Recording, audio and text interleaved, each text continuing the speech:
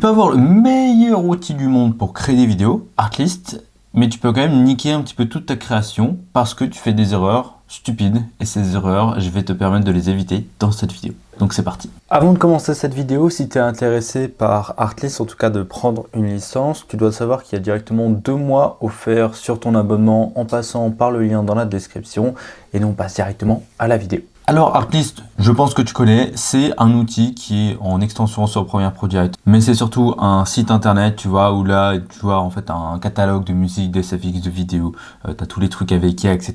Enfin bref. La première erreur, c'est quand tu vas chercher une musique ou même une vidéo, peu importe, de chercher tout simplement les top downloads. Donc en gros, c'est les musiques qui sont le plus téléchargées et donc les plus utilisées.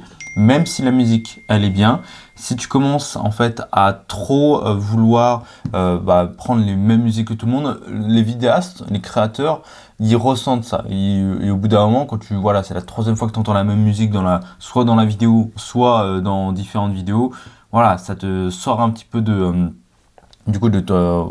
ta focalisation sur la vidéo. Et moi, ce que je te conseille, en fait, c'est à chaque fois de soit de faire staff pick, soit aller dans les newest. Il y a tout le temps des nouvelles musiques qui sortent quasiment tous les jours. Donc, en fait, c'est plus intéressant d'aller directement là-dedans que de chercher, voilà, à réutiliser les meilleures musiques. La deuxième erreur, c'est de ne pas utiliser les filtres. Quand tu as du coup des musiques, par exemple, voilà, je vais le prendre par Staff Pick, tu as énormément de musique. Tu en as des centaines, des milliers, peut-être des dizaines de milliers, je crois.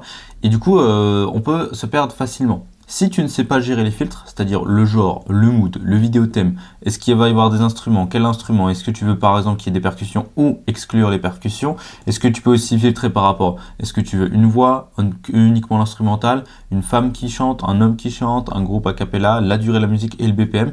Si tu n'arrives pas à maîtriser les filtres, tu vas galérer à trouver vraiment la musique que tu veux. Mais une fois que tu auras maîtrisé les filtres, par exemple, hop, je vais prendre une musique, j'aimerais bien une musique pour du coup un petit peu un truc corporate sans que ce soit vraiment trop le bordel. Donc on va faire vidéo thème, on va faire business. Voilà, business, ça peut passer à tous les coups. Et là on va avoir un petit peu des musiques un petit peu trop business. Voilà, pour moi ça c'est beaucoup trop business.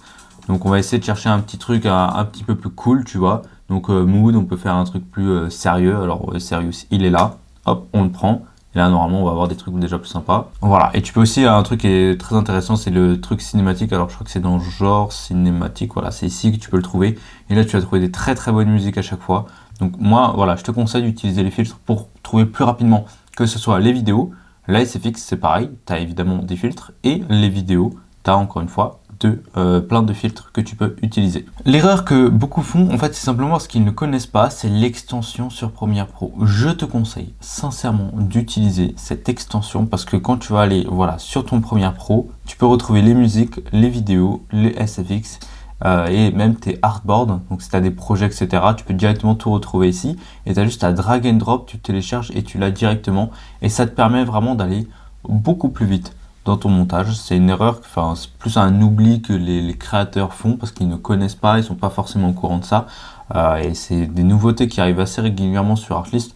Environ tous les trimestres, ils sortent une nouveauté, une dinguerie.